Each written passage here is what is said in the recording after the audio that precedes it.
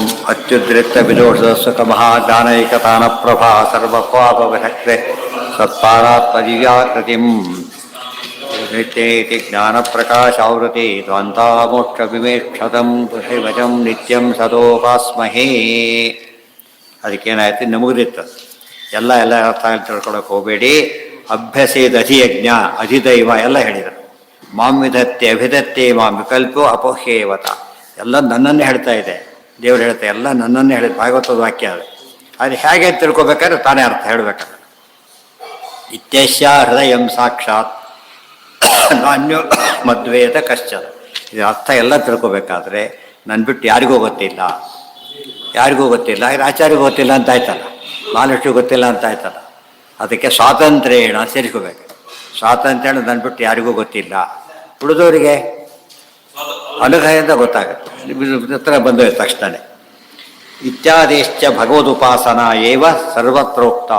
ಆದ್ದರಿಂದ ಎಲ್ಲಿ ನೋಡಿದರೂ ಕೂಡ ಭಗವದುಪಾಸನೆ ಬಂದಿರೋದ್ರಿಂದ ಆ ದಾರಿ ಅನುಭವಿಸ್ಬೇಕು. ನಾವು ಹೇಳಿಲ್ಲ, ನಾವೀಗ ಇಲ್ಲಿಂದ ನಾವು ಹೊಡ್ತೇವೆ ಒಂದು ಊರಿಗೆ, ಪ್ರತಿ ಹೆಜ್ಜೆ ಹೆಜ್ಜೆನೂ ಏನು ಮಾಡುತ್ತದ ಊರಿಗೆ ಹತ್ರ ಮಾಡೋಕ್ಕೆ. ಪ್ರತಿ ಹೆಜ್ಜೆ ಕೂಡ ಅವ್ನು ಬರ್ತಾ ಎಷ್ಟು ಇದು ಕೇಳ್ತಾನೆ, ಎಷ್ಟು ದೂರ ಲಾಂಗ್ ಇದರಲ್ಲಿ ಕೇಳ್ತಾನೆ. 1000 ಸಲ ಶುರುವಾಗತ್ತೆ, 100 ಸಿ ಬರ್ತಾನೆ, 50 ಸಿ ಬರ್ತಾನೆ, ಕೊನೆಗೆ 10ಗೆ ಬರ್ತಾನೆ.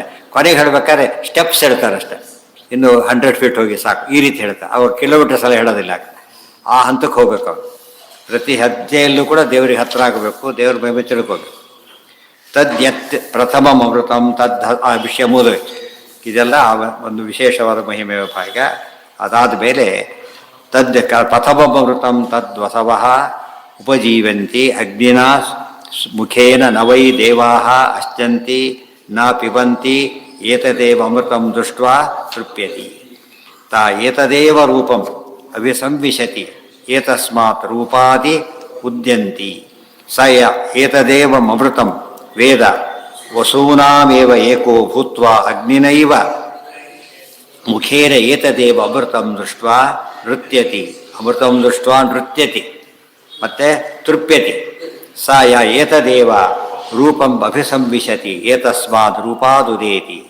ಸ ಯಾವದ ಆದಿತ್ಯ ಪುರಸ್ತಾದುದೇತ ಪಶ್ಚಾದಸ್ತಮೇತ ವಸೂನಾಮೇವ ತಾವತ್ ಆಧಿಪತ್ಯಂ ಸ್ವರಾಜ್ಯಂ ಪರ್ಯೇತ.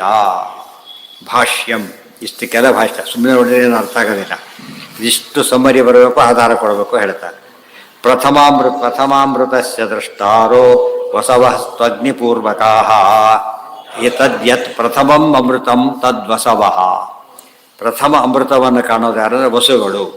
ಯಾರವರು? ಅಗ್ನಿಪೂರ್ವಕ. ಅಗ್ನಿ ಒಬ್ಬ ವಸು, 8 ವಸುಗಳಲ್ಲಿ ಅಗ್ನಿ ಒಬ್ಬ ವಸು. ಯಾವತ್ ಪಶ್ಯಂತ್ಯ ತಂ ವಿಷ್ಣುಂ ತಾವತ್ತೇ ನಾಣ್ಯಯೋಗಿನ ನಾಣ್ಯಭೋಗಿನಃ. ವಿಷ್ಣು ಕಾಣೋವರೆಗೂ ಕೂಡ ಬೇರೆದನ್ನು ಅವ್ರು ಎಂಜಾಯ್ ಮಾಡೋಕ್ಕೆ ಹೋಗೋದಿಲ್ಲ. ಅವರು ನೈವೇದ್ಯ ಆಗೋವರೆಗೂ ಊಟ ಮಾಡೋದಿಲ್ಲ ಅಂತ ಹೇಳೋದಿಲ್ಲ. ಆ ಟೈಪ್ ಏನೇ ಇರಲಿ, ಎಷ್ಟೇ ರುಚಿ ಇರಲಿ, ತನ್ನ ಹಸಿವಾಗಿರಲಿ, ನೈವೇದ್ಯ ಆಗಿಲ್ಲ ಮುಟ್ಟೋದಿಲ್ಲ. ಅವ್ರು ಹಾಗಿರ್ತಾರೆ.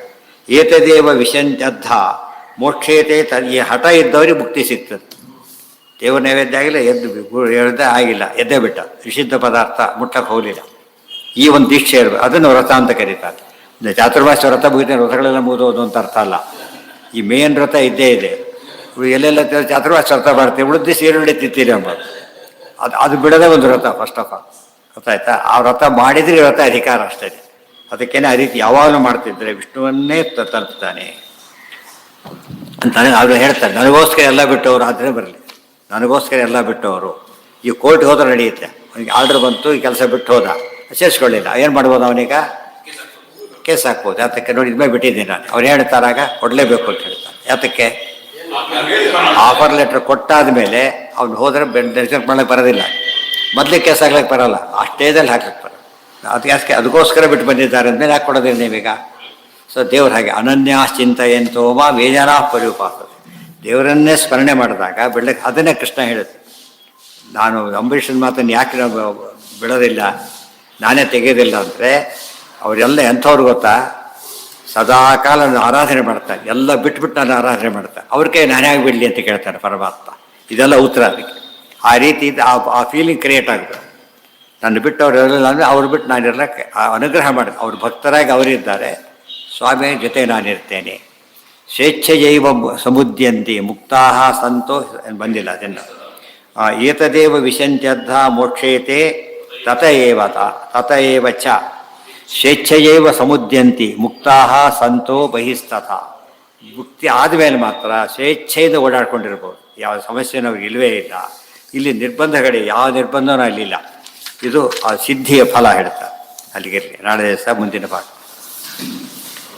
ಇನ್ನು ಸ್ವಲ್ಪ ಆದ ತಕ್ಷಣ ಇಲ್ಲಿ ಶುರುವಾಗಿ ಅನೇಕ ಕಥೆಗಳು ಬರ್ಲಿಕ್ಕೆ ಶುರುವಾಗುತ್ತೆ. ಉಪಾಖ್ಯಾನಗಳು ಬಂದು ಹೊಸ ಹೊಸ ವಿಷಯ ಆಡುತ್ತಾ ಹೋಗ್ತಾರೆ. ಬರೀ ಥಿಯರಿ ಬರ್ತಿರೋದೀಗ, ಯಾವುದೋ ದೃಷ್ಟಿ ಇದನ್ನು ಕೊಟ್ಟಿಲ್ಲ. ಮುಂದೆಲ್ಲ ದೃಷ್ಟಾಂತ ಕೊಟ್ಟು ಹೇಳೋಕ್ಕೆ ಶುರು ಮಾಡ್ತಾರೆ. ಇದೆಲ್ಲ ಕಥೆ ಬರೋದಿಲ್ಲೇನೆ, ಅನೇಕ ಕಥೆಗಳು ಬರೋದು. ಬ್ರಹ್ಮಾಸ್ಮಿ ಬರೋದು ಇದರಲ್ಲೇನೆ ಮುಂದೆ.